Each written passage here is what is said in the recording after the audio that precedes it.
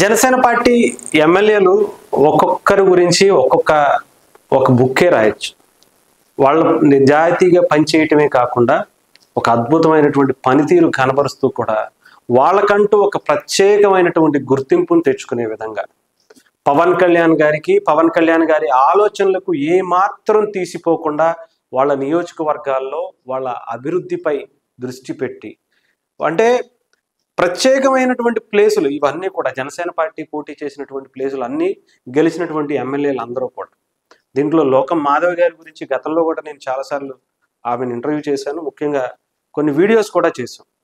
ఇక్కడ అంటే ఒక ఉన్నత విద్యను అభ్యసించి ఒక మంచి సాఫ్ట్వేర్ కంపెనీస్ని, ఇండస్ట్రీస్ని, కాలేజెస్ని స్థాపించినటువంటి ఆమె రాజకీయాల్లోకి రావాలని పోటీ చేసి ఓడిపోయిన అదే పార్టీలో ఉండి ప్రజల కోసం నిత్యం ఏ కష్టం వచ్చినా సరే మాధవమ్మ దగ్గరికి వెళ్తే మనకి ఆ పని జరుగుద్ది అనే గుర్తింపును తెచ్చుకుని, ఎన్ని ఇబ్బందులు వచ్చినా, ఒత్తిళ్ళు వచ్చినా, వాళ్ళ ఇండస్ట్రీకి, వాళ్ళ కాలేజెస్కి బెదిరింపులు వచ్చినా కూడా ఎక్కడా భయపడకుండా జనసేన పార్టీ కోసం, పవన్ కళ్యాణ్ గారి ఆలోచనల కోసం ఎంతో కష్టపడి శ్రమించి ఆ పార్టీని నిర్మించుకుని ఈసారి గెలుపు దాదాపు 40,000 మెజారిటీ వచ్చిందంటే అది ఆమె స్థాయిని మనకు చూపిస్తూ ఉంటుంది.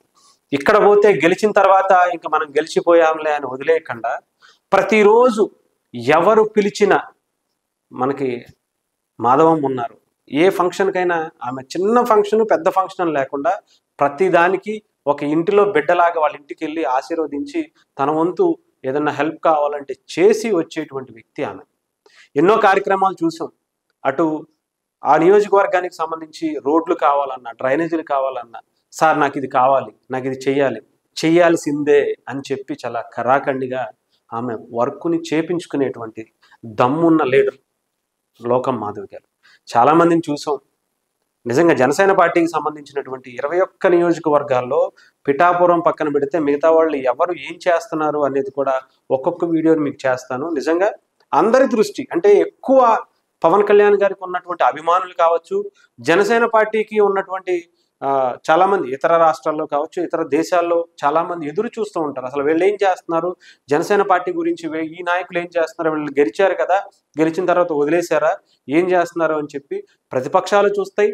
అధికారంలో ఉన్నటువంటి పోటాపోటీగా ఉన్నటువంటి టీడీపీ, జనసేనలో ఉన్నటువంటి వాళ్ళు కూడా ఎక్కువగా దృష్టి పెట్టి వాళ్ళలో ఉన్న లోపాలని వెతికే ప్రయత్నం చేస్తారు.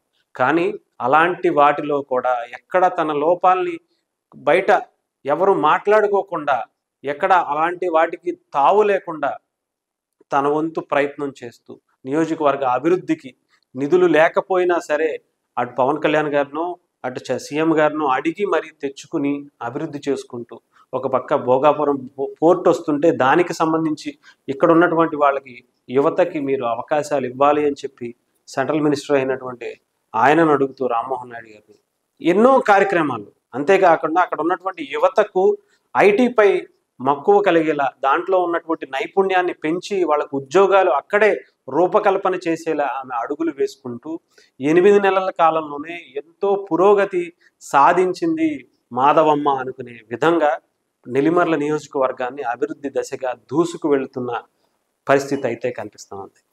ఆమె ఎప్పటికప్పుడు తనను తాను నేర్చుకుంటూ, తెలుసుకుంటూ, ప్రజల కోసం కష్టపడుతూ, వాళ్ళ కష్టాలను నష్టాలను తెలుసుకుని వాళ్ళకి ఏం కావాలో అవి చేయటానికి రెడీగా ఉంటూ, మార్నింగ్ లెగిస్తే ఎలక్షన్స్కు ముందు ఎలా ఉన్నారో ఎలక్షన్స్లో గెలిచిన తర్వాత కూడా జనసేన పార్టీ నాయకులు ఇలాగే ఉంటారు. గెలవడానికి ముందు నాకు ఓటేయటానికి రండి, ఓటేయండి అని అడగటమే తర్వాత ఎవరు కనిపించేవాళ్ళు కాదు. గెలిచిన తర్వాత కూడా నేను ప్రతిరోజు మీకు అందుబాటులో ఉంటాను, నేను పలానా చోట ఉంటాను, మీరు ఏది వచ్చినా సరే రండి, లేదా నేను కూడా ప్రతి మండలం కూడా ప్రతి వారము తిరుగుతాను అని చెప్పి ప్రతి మండలం అంటే నియోజకవర్గంలో ఉన్నటువంటి అనేక మండలాలని ప్రతి వారం, ఒక వారం మొత్తం కూడా ఒక మండలానికి వెచ్చిస్తూ 4 మండలాలు లేదా 5 మండలాలు ఉన్నా కూడా వాటిల్లో తిరుగుతూ వాళ్ళతో కలిసిపోయి వాళ్ళ కష్టాలని, సుఖాలని కూడా, ఆనందాలని కూడా ఆమెతో కలిసి పంచుకునే ఒక ఎమ్మెల్యేగా ఆమె గుర్తింపు పొందుతున్నారు. అంటే